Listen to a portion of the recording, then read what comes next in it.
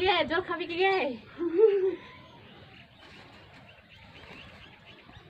তুই কেন ভরছিস ভরছি ওঠ আমার বাবা লাগে আমি বসে না বাবা না আচ্ছা তো কাজ করা ভালো, শরীর কমবে, করো তো ফিট থাকো শরীর। আর রুমা ঘুম থেকে উঠে গেল এখন হ্যাঁ, আমি ঘুমিয়েছিলাম।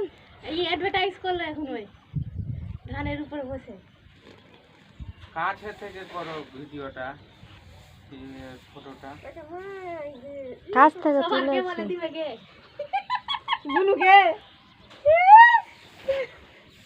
ওই জন্যই তুই ভরছিস